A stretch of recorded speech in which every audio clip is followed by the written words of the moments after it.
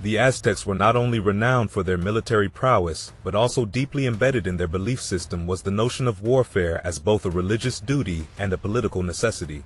Let me take you back to the heart of their civilization, where battles were not just fought for conquest, but also for the honor of their gods. Picture this, a vast empire stretching over 200,000 square kilometers, its power emanating from the heart of Tenochtitlan, the capital of the Aztec civilization. This empire was built not just through diplomacy, but also through the might of their warriors, who were not mere soldiers but considered the defenders of their god's honor. At the core of their belief system was Huitzilopochtli, the god of the sun and war, depicted as a fierce warrior. Legend has it that he emerged fully armed from the womb of his mother, Quitlique, ready for battle. His first act was to vanquish his rebellious sister, Coyolxauhqui, and her 400 siblings, transforming them into the moon and stars, respectively.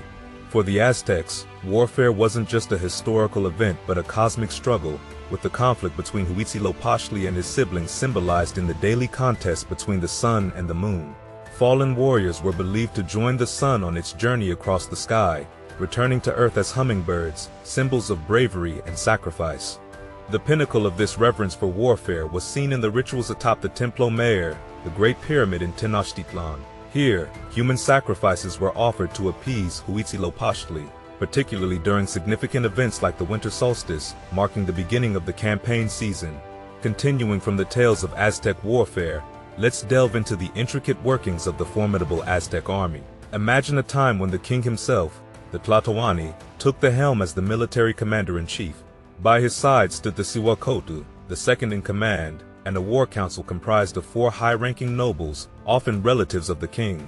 Among them were the Tlocochcalcatl, Tlaxetecatl, Tilancauqui, and Etzhuanhuanco, each playing a vital role in shaping the strategies of war. Picture this war council, a gathering of minds, discussing the fate of the empire, adorned in symbols of rank like feather headdresses, cloaks, and distinctive jewelry. The most esteemed units, the Quachik, or shaved ones, and the Atantin, or Otomies, were exclusive to warriors who had proven their mettle with at least 20 acts of bravery in battle.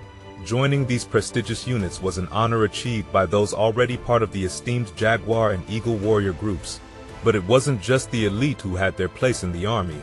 Even the lowest ranks could earn privileges through valor, such as the right to dine in royal palaces, take concubines, and publicly enjoy pulque beer.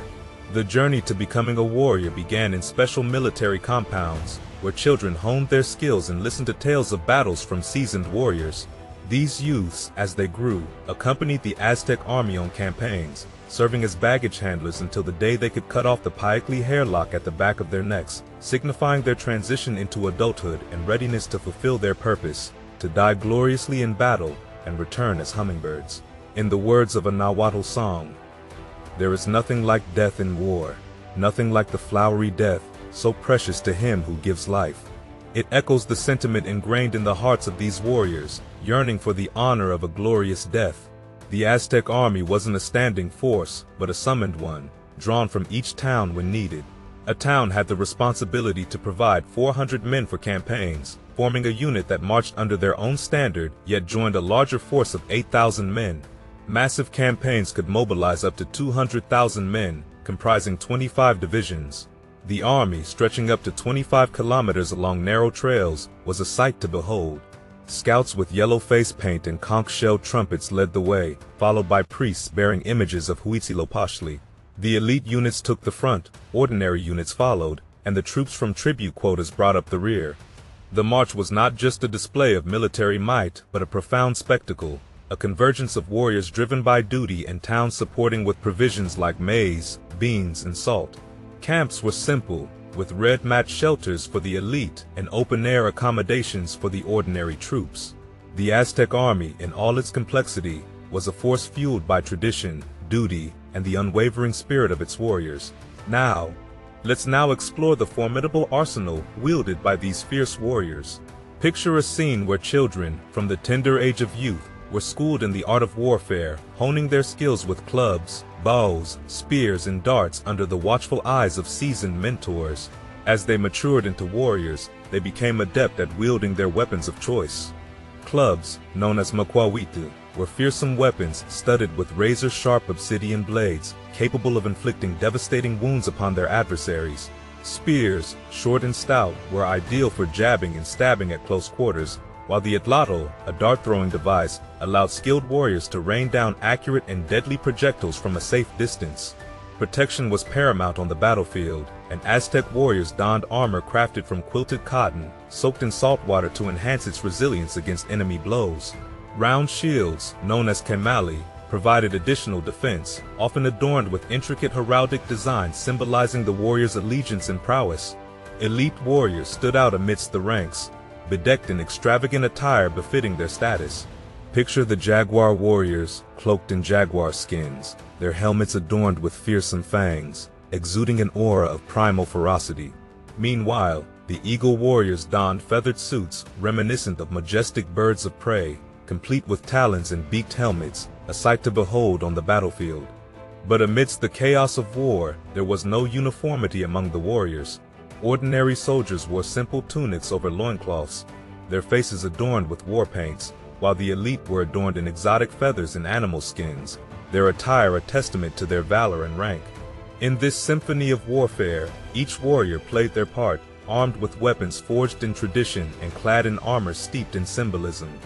They stood as the guardians of their people, ready to defend their lands in honor against any who dared to challenge them. Continuing our journey through the strategies of Aztec warfare, let us uncover the intricate dance of diplomacy and conflict that shaped the fate of empires.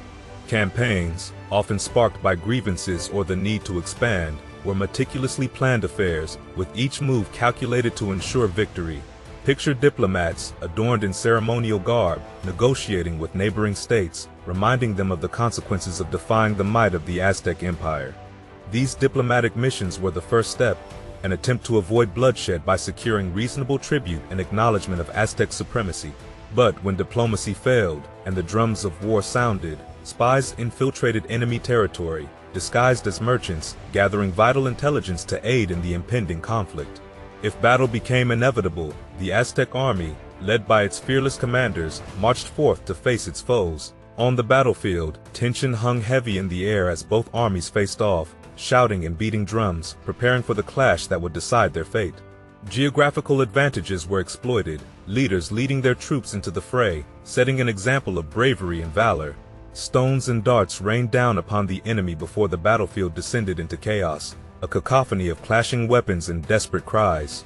Hand-to-hand combat ensued, where obsidian-bladed spears and clubs met flesh, inflicting gruesome wounds upon the enemy. Amidst the chaos, warriors sought to capture their foes alive, assistants trailing behind to truss up the vanquished for later sacrifice. Ruse tactics, like feigned retreats or ambushes, added layers of complexity to the battlefield, ensuring victory for the disciplined and ferocious Aztec warriors. But victory was not merely measured in territorial gains. For the Aztecs, conquest often meant acquiring sacrificial victims, their blood offerings believed to nourish the gods, especially the blood of brave warriors. The defeated, captured in battle, were destined for sacrifice, their hearts ripped from their chests in honor of Huitzilopochtli. These campaigns, known as flowery wars, were more than just military expeditions. They were a symbolic harvest of glory and power. Victorious warriors, adorned in their feathered war costumes, resembled flowers as they were paraded back to Tenochtitlan, a grim reminder of Aztec dominance. Though not always aimed at territorial control, these flower wars served as a reminder of Aztec supremacy and a means of pruning opposition military power. Thus, the relentless march of the Aztec army, fueled by tradition and devotion, carved its mark upon the annals of history, leaving behind a legacy of conquest and sacrifice. As the dust settled on the battlefield, victorious Aztec warriors reveled in the spoils of their conquests. For the Aztecs, successful warfare wasn't just about territorial expansion, it also meant securing and extending their lucrative trade network. Land parcels were distributed among nobles and elite warriors, solidifying their status and wealth. Despite defeat, the vanquished often found themselves still in positions of power. Conquered rulers were frequently left in charge, though populations sometimes faced massacres and children were relocated to distant communities. However, the true cost of defeat lay in the agreements to pay regular tributes to their new masters.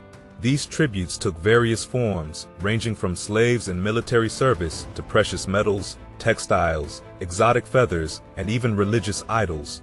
The symbolic capture of religious statues and idols underscored the extent of Aztec dominance, signaling control not only over territory, but also over the beliefs and ideas of the conquered people. These captives were held in Tenochtitlan, serving as tangible reminders of Aztec supremacy. Despite their remarkable success in conquering neighboring territories, the Aztecs faced occasional setbacks. Defeats, such as the devastating loss against the Tarascans in 1479 CE, served as reminders of the vulnerability inherent in conquest. Rebellions were a constant challenge, with conquered peoples often siding with European invaders when they arrived in 1519 CE. Scholars have noted that the Aztec approach to warfare, characterized by pre-battle diplomacy and the absence of surprise attacks, played into the hands of the more direct Spanish conquistadors. The lack of a need to annihilate the enemy gave the Spanish a strategic advantage in their quest to colonize ancient Mexico. Token victories, like the Flower Wars, were foreign concepts to the Europeans, marking the Aztecs' first and last encounter with total war in Mesoamerica. As the sun set on the Aztec Empire, it marked the end of an era, a civilization that had risen to great heights through conquest, but ultimately fell victim to its own strategies of warfare in the face of European colonization.